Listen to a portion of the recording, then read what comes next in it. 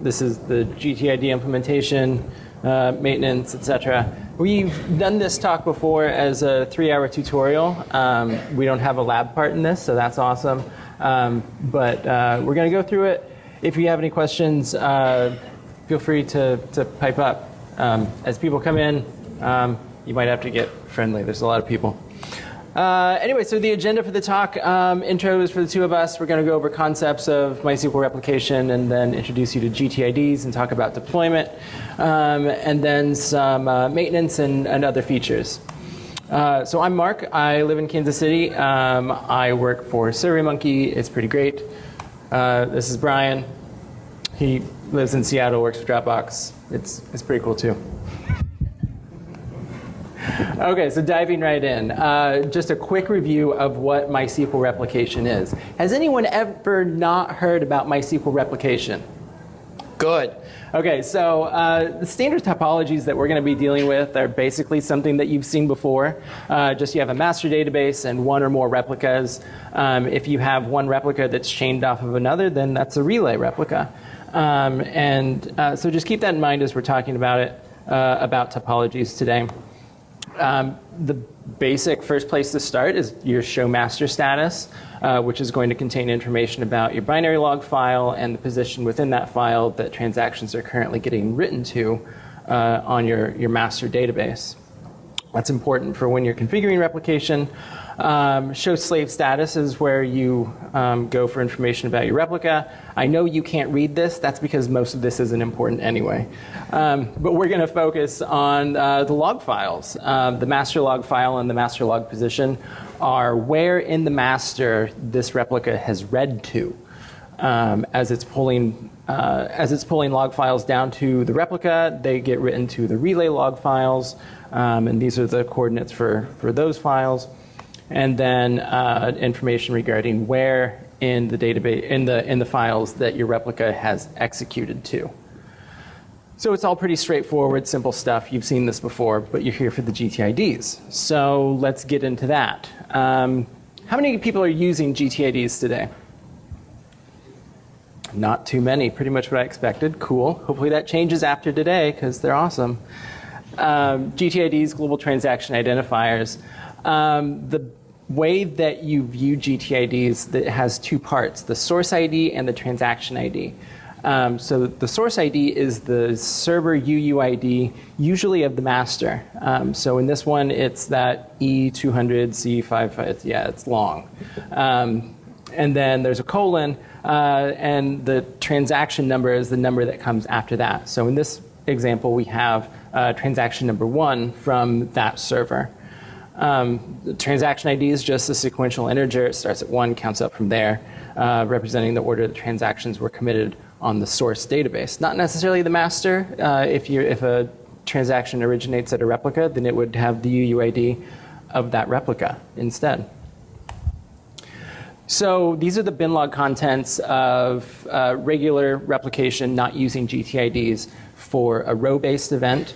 It has the event up there in the letters and numbers that you can't actually read, and then the pseudo SQL below of what the update actually contained.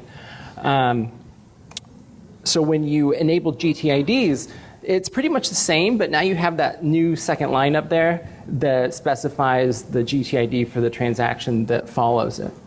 So in this one, this is transaction number 100 for that server UUID. So there's new information in the show slave status output. It shows you the master UUID, the UUID for the server that is configured as the master. So you'll have the server host name for the master and also specified the UUID. But then there's new information regarding the retrieved set and the executed set. And we'll get into those a bit more in just a little bit. So rather than an individual transaction ID, an interval is given for a GTID set. So it's a range of transactions. So for this first example here, it's the server UUID and transactions 1 through 1, 2, 3, 4, indicating that group of transactions. It is possible to get a gap in your GTID set. So if you're talking about a GTID set, it's this whole thing. You're just going to have a gap. And in this case, transaction 1235 is missing. Not necessarily a bad thing. Maybe you're running multi-threaded replication, so it might just not have had been applied yet. Perfectly normal, but this is the way that it would be notated in show slave status output. Other variables and terms that are associated with GTIDs are the server UUID that we've already touched on, enforce GTID consistency, which is important. It's a variable that enforces, get ready for it, GTID consistency. It restricts the certain types of transactions that can be executed on a master, as they may not be safe for, they might not be transactional safe, so the server should restrict them from being executed. GTID mode and GTID next are other variables that we'll talk about in just a couple minutes. So just in summary, with your regular replication, you set it up using master log file and master log position to point to the master to figure out where in the binlog contents it needs to start pulling transactions from. But with GTID, you have a new concept of master auto position, where you can allow MySQL to determine on its own where it needs to pull from. So rather than specifying that in a change master statement, you just specify master auto position, and it's honestly, the first time you do it, maybe like the first month that you do it, it's going to feel really unnatural, and you're going to be scared to try it. But once you get the hang of it, it's actually pretty cool. So if you're using Oracle MySQL, just the stock, not Percona version, enabling GTIDs is very straightforward. Unfortunately, it's very disruptive. You have to guarantee that your master and replicas are all in the same state. So basically, you have to set read-only and wait for replication to catch up. After that, you shut everything down. Congratulations on your downtime. At that point, you want to update your configs to include the required variables, enforcing that GTID consistency that I mentioned, setting GTID mode on, and then making sure that your replication isn't going to start when you start up, just some safety measures that I would recommend. At which point you can start up your databases. Everything's still in read-only. We're not done configuring things yet. And then you run your change master statement, specifying the host and auto position that I mentioned. It's, of course, you might specify a user or a password if you're using that in the change master statement. So at that point, you're fully set to go with GTIDs, and you can set your master writable again, and it goes forward from there. So pretty straightforward, just not really the best option. So when you're dealing with replication with GTIDs, you have to be careful of a few things. Some problems, there are a few problems that can arise. So in traditional replication, your server ID had to be unique. That doesn't change with GTIDs, but there's more to deal with now. In your datadir, there's going to be a new file called auto.cnf, which is automatically generated when MySQL starts up. So if that file isn't present, it'll generate itself on startup. And within that file is the server UUID. So it doesn't matter if it's the same server. If that file isn't there, it's going to get a new UUID. But if it is there, it's not going to generate another one, and the UID will remain the same. But you do have to keep in mind that server ID still has to be unique. We ran into a special case recently where we were trying to apply transactions that were restored from a backup, and we had set a new UUID, but since server ID had not been changed, it ended up skipping those transactions and not applying them. So it was a special edge case. You just can't forget your basics of replication just because you're using GTIDs.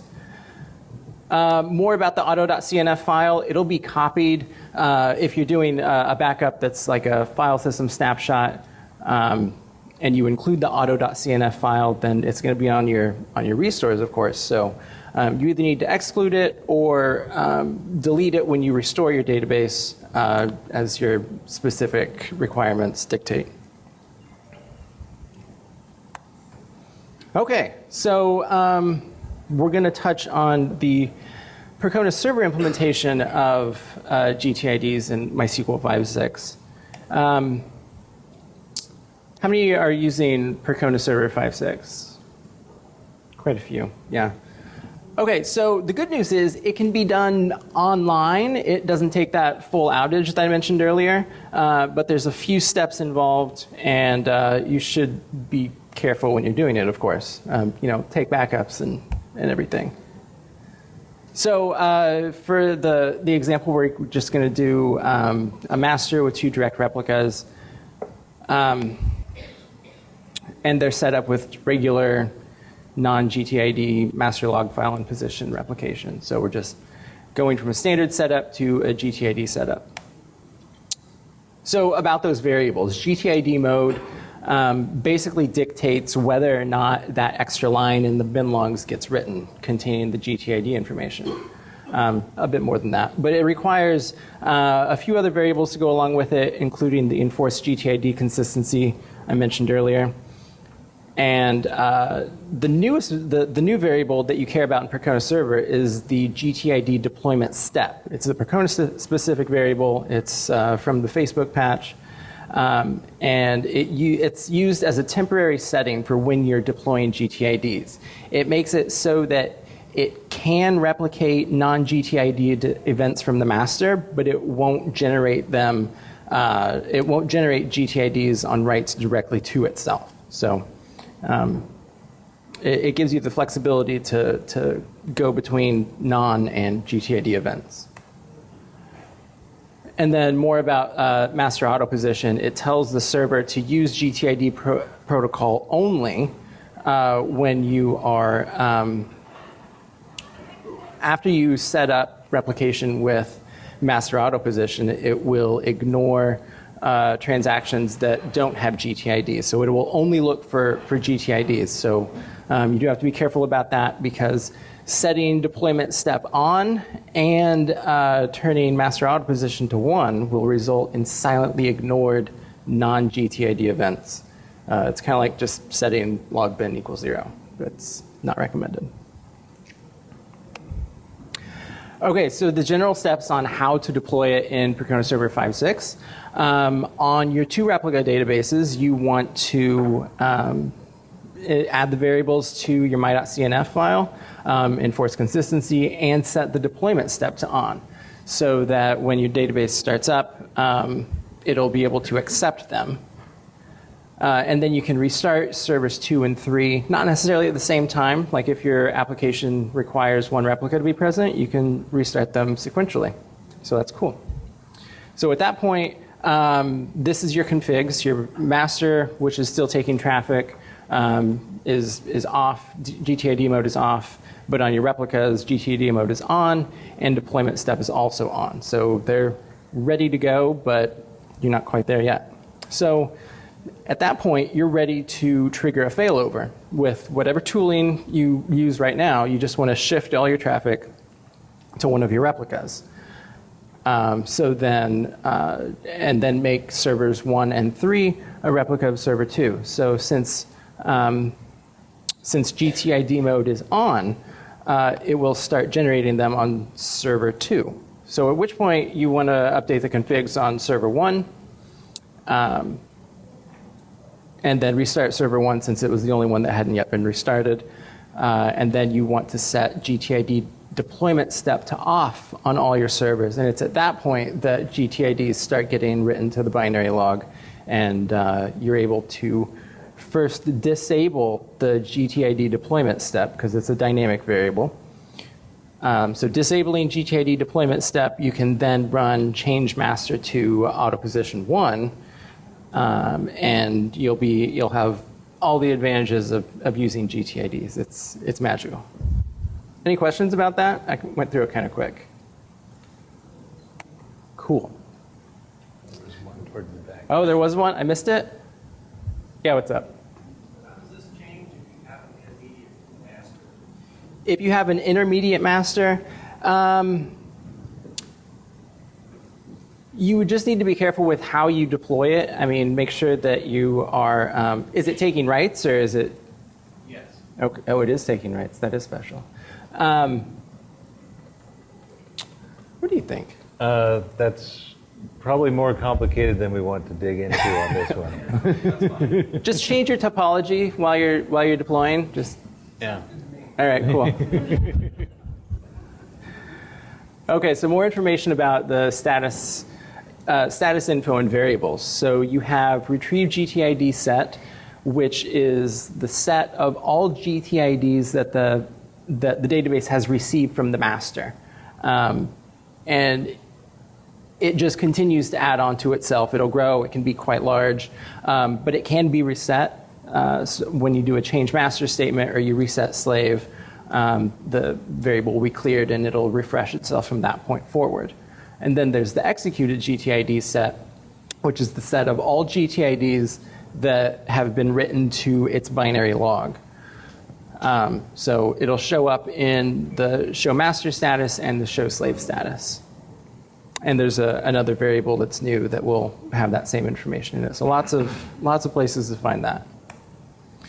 An example of what shows up in the show slave status, you've got the master UUID, which is the UUID of the master, of course, and then the retrieved set and the executed set. So on this one, it has retrieved transactions 1 through 107, and it has also executed those, but you see it's also executed transactions that were from a different master, transactions 1 through 442.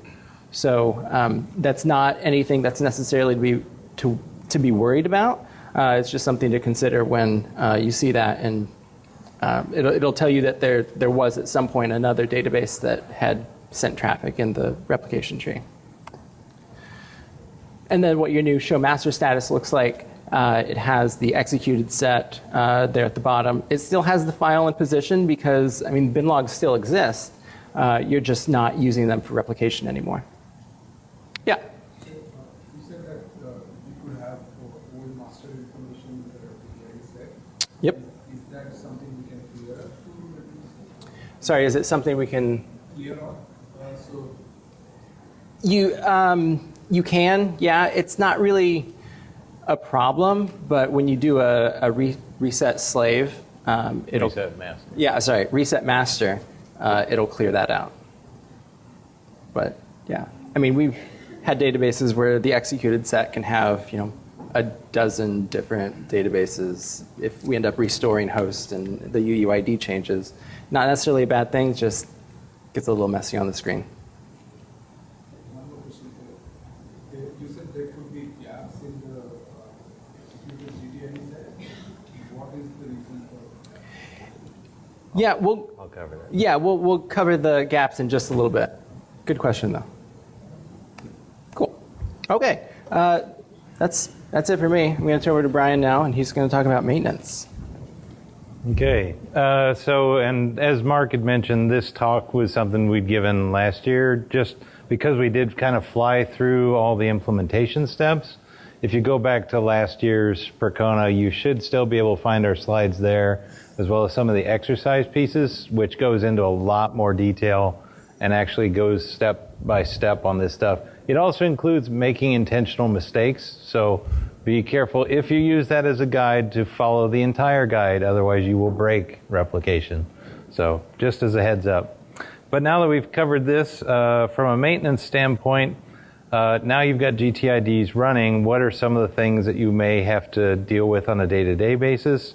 So you've got how do you figure out who the currently writing master is? Where do those gaps come from? How do you find transactions in the binary log? How do you fix them if you do have to fix one that's gone bad? And how, and in fixing them, how can you fake or skip a transaction, much like you would skip with regular non-GTI replication? You'd be able to skip if you needed to.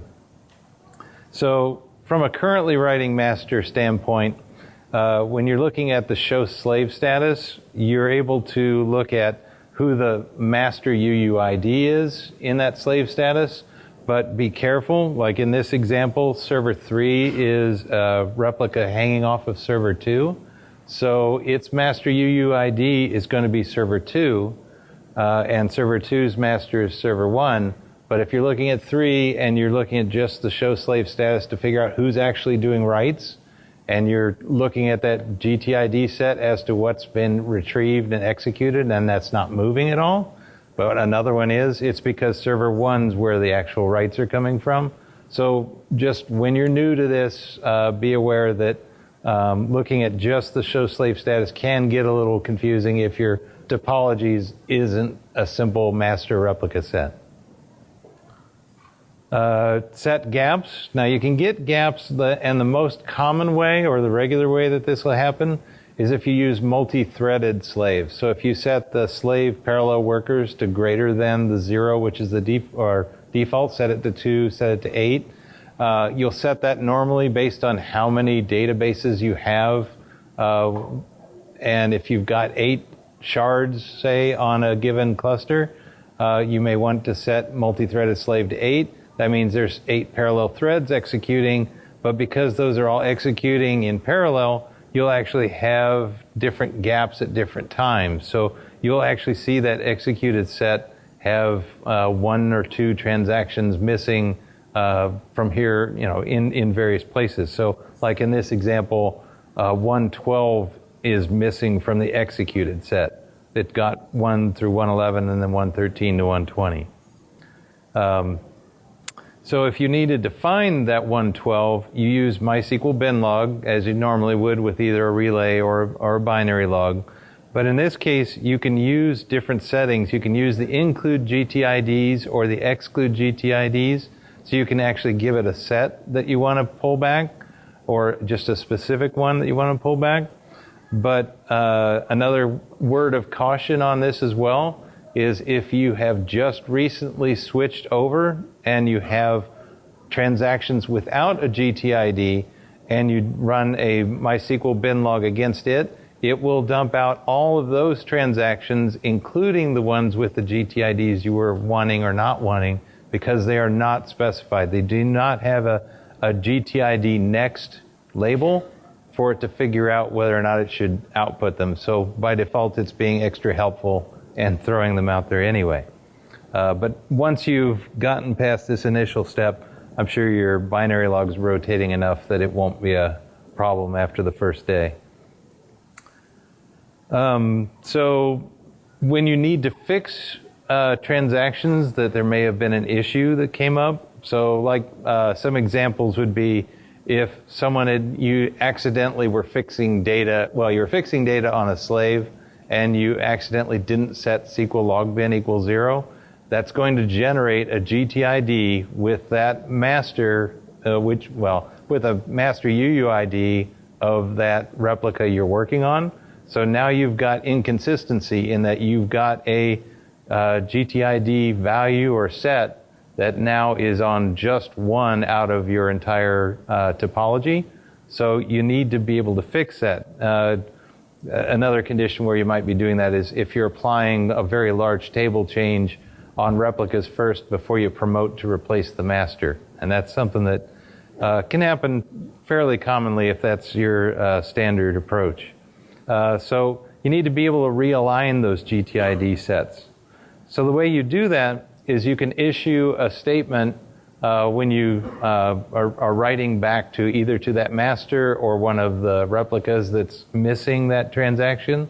And if it's data that already exists, or it's an alter table that you went ahead and applied to the master as well, so you know that you don't actually have to do any work at this point, you just need to fill in that gap, then what you can do is you can create a fake transaction. You can just set GTID next equal to that UUID plus the transaction number, and then run begin commit, and then exit out.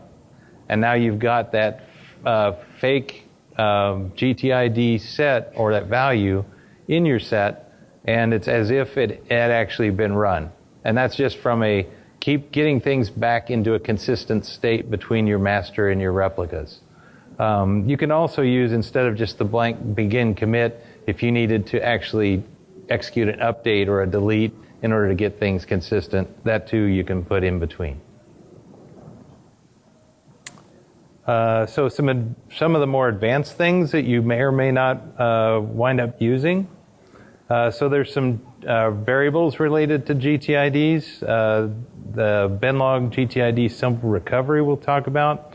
Some set functions, starting slave until a given position, and a feature of Percona 5.6 for a non-blocking show slave status.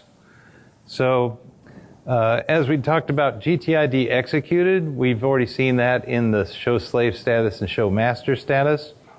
That's basically just everything from the dawn of enabling GTIDs. These are all the things that have ever run against that particular host. But then purged is what are all the things that have been thrown away when binary logs have been purged off your system. So basically, if you, from the dawn of time, had run transactions 1 through 1,000 on a given master, but the first 500 were in one of the binary logs, that binary log ages out and gets thrown away, then what is it that's still available to that master to give to any replicas that connect to it? So the purged list is basically going to be the stuff that I don't have anymore. So it's my executed minus stuff that's no longer available in the binary logs. The way that it determines what that is via its simple recovery mechanism. By default, it's set to false.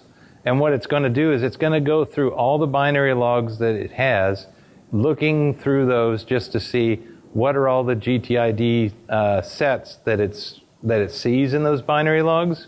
And it'll build out its executed list as well as its purged list based on, well, if it's everything that I've seen that's executed, but I never found some stuff, then the stuff I didn't find must have been purged. But if you set it to true, it can take advantage of the fact that in the header information within any given binary log, it'll actually give a previous GTIDs list, and it can then use the very first or the oldest binary log to say, this is my starting point for GTIDs, and it can use the very newest binary log as this is the end point from all the GTIDs that I know about. And anything in between I'm going to assume exists because I didn't just turn GTIDs on. I'm going to assume that everything else in the middle is available to me. And anything again that's before that first binary log is going to be purged.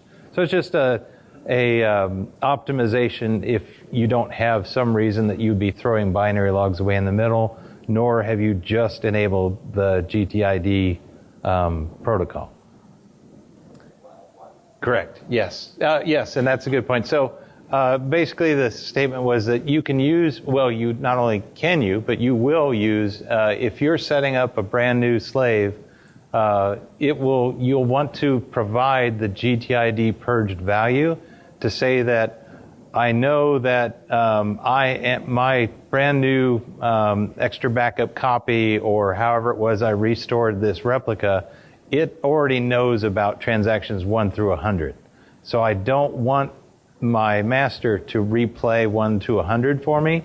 So you can actually preset that GTID purged value to basically preclude that I'm not going to start looking at 1 through 100. I want to start at 101 and go from there.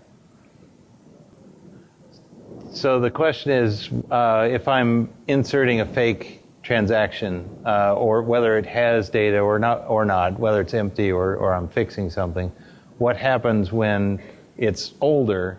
So it would be a gap that I didn't notice for a few days, say. So basically what that is going to imply is that it may already be in the purge set, potentially. Is that kind of what you're getting at? So yeah, it could be in the purge set, but because you're basically generating that transaction to fill in a gap, it's going to, in the header information in the binary log, it's going to reflect that there is now no longer that gap existing. but the binary log before it, it's going to see that gap. So basically, at the time that it actually gets executed, that binary log at the very top is going to say there was a gap. It exists in this binary log. Then the next one is going to show there was no gap. So basically at that point, if you needed to pick up, and add a new replica from there, as long as that first one that doesn't get deleted, it sees that there's a difference of just one between those two, that one gap set is there. So it can figure out that it just needs that one. It's not going to try and pick out the difference between those. And then just to kind of get to that particular point, some of the set functions actually are things like the GTID subset. You can use that to determine if a set is a subset of another one. But more to this point, you use subtract, and you can subtract the executed from the purge set to see what the difference is. So that's how you can also monitor on your own to see what's still out there and still available. And that's effectively what's going on in the background. So it can pick up the fact that you added one in the middle. And that was a good segue into the next slide as well. Touched on subset and subtract. The other one is not something I've used personally, but basically you have the possibility that you can also set a wait, or like a stored procedure or some program to basically wait until the SQL thread has gotten past a particular set of GTIDs. And if it doesn't get to that point to time out, you might use that in some kind of restoring test or some kind of test mechanism, but just mentioning it in case it comes in handy. I've never used it myself. Some new features for starting slave. You can start slave until either before a set of GTIDs, after a set of GTIDs. But one that's slightly more common for you to use would be if for some reason you're switching between the multi-threaded slaves, where you have set slave parallel workers equal to 8, run with that for a while, you wind up with some gaps. If you want to make sure those gaps are closed before you switch back to 0 parallel workers or just one thread, you can run until after MTS gaps. So it fills all those gaps in, then it stops the slave again, and then you can set slave parallel workers back to 0, and then it'll just pick up from there as if it was never parallel to start with. And then a feature of Percona's 5.6 is they added the non-blocking show slave status. So basically when you stop a slave, it needs to complete the last transaction it was working on before it stops. But if that transaction was deleting 10 million rows, it's going to take a long time for that slave to finish out. Or it could just be that for some reason something else has a lock on that table, or what have you. Stopping the slave takes a long time. If you try to execute show slave status gets blocked waiting for the lock to be released on the stop slave. And by default, there's a REPL stop slave timeout built in that is set to 1 year before it will release that lock. So it may be quite a while if you just ran that without the non-blocking piece to actually get a status of what's going on. So you can add non-blocking as a additional parameter to show slave status, so you can at least see what's going on potentially. But as of 5.7, it's no longer blocking. But while you're still on 5.6, this might come in handy in case you wind up not getting any results back from show slave status for some reason. Okay, and then I'll touch on a few of the 5.7 features. So they've made it now that GTIDs can be enabled completely online. And there's a new table to store these GTID executed sets. And finally, performance schema allows you to actually view the details of the when you go with multi-threaded replication. So enabling GTID online. So now The ones that Mark had gone over, the GTID mode and enforced GTID consistency that you had to restart in order to take effect, those are now dynamic, so you don't need any more restarts, you don't need any more promotions. Basically, that consistency now has one new feature. It has a warn feature. So when you turn warn on, it will actually let you know if you're running anything that's not safe for GTIDs. Also, GTID mode, thank you, has some extra settings as well, which allow you to go through these stages of enabling GTID. It goes from off to off permissive, to on permissive, to on. So basically, this allows you to actually step through without any downtime at this point. Also, 5.7 is not going to require you to have the log bin and log slave updates anymore. Personally, I wouldn't do that just because I always would rather my replicas were capable of replacing a master in case something went bad. But it's a feature that you may or may not want to take advantage of.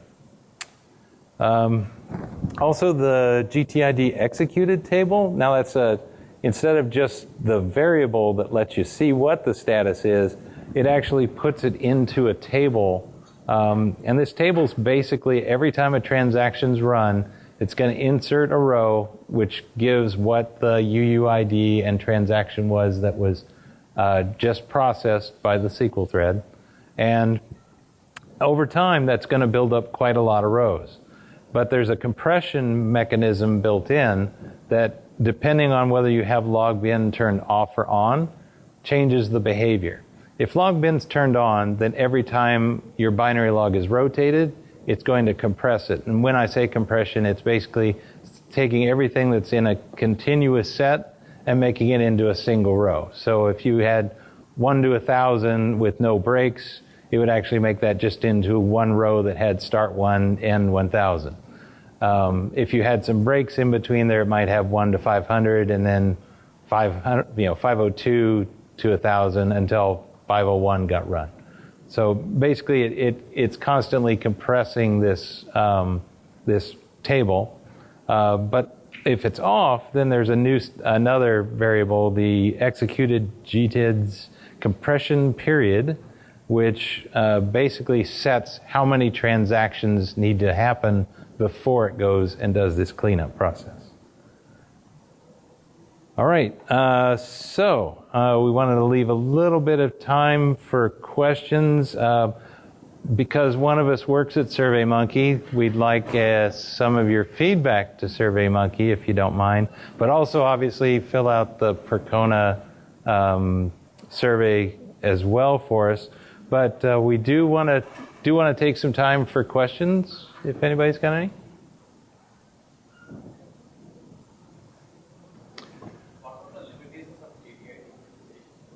What are the limitations of GTID implementation?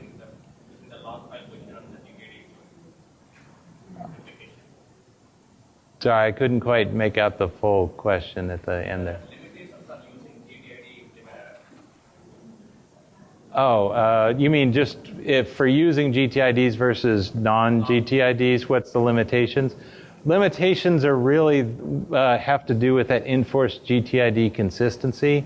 If you're doing things like mixing my ISAM rights with NODB rights in the same transaction, or you are always getting these log warnings about unsafe for replication statements in your log files, then you're probably not, at this point, a good candidate for GTIDs.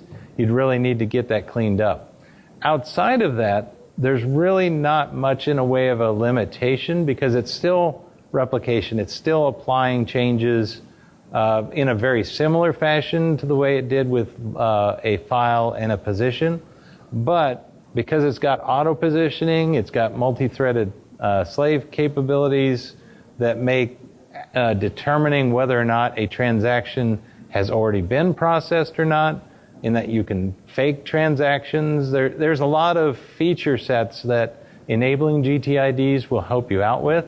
And then when you get into 5.7, there's actual features like group replication that you must have GTIDs enabled in order to take advantage of them.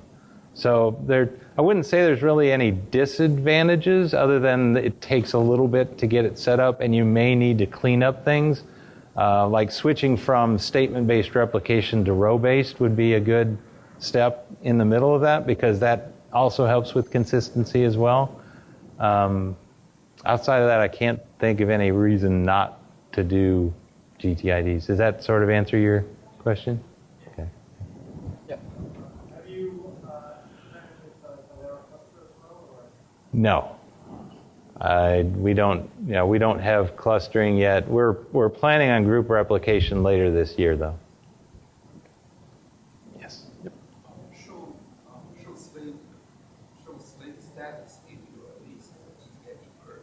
Yes. Well, it gives you so show slave status gives you a list of retrieved, which are anything that's come in from the IO thread since the IO thread started. So if you stop the IO thread and start it again, you can wind up with a brand new list, which would be shorter than the total executed.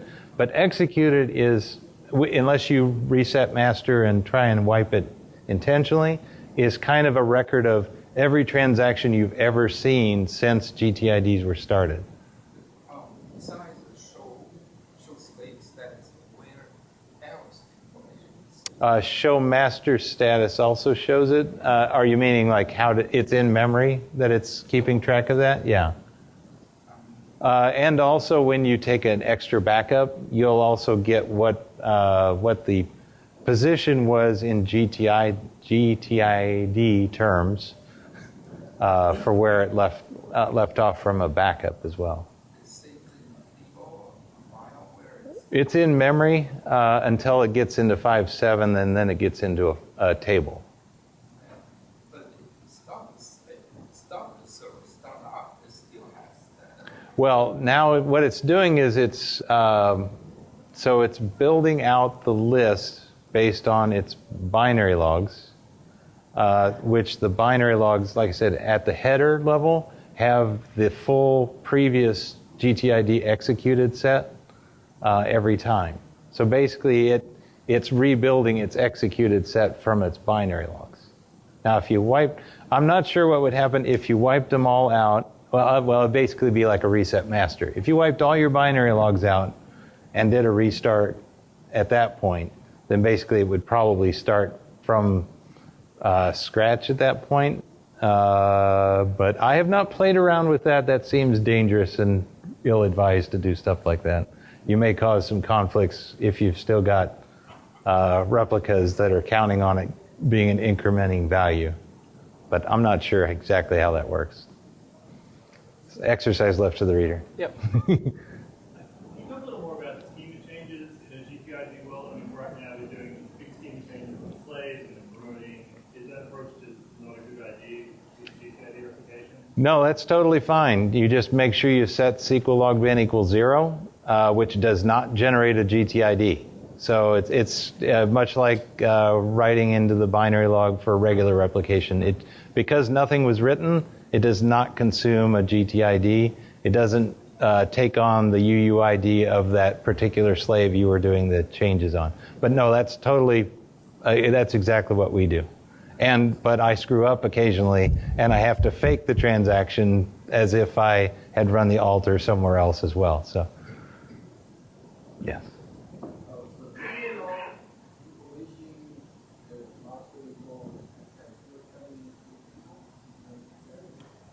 Sorry. Yeah, I couldn't quite.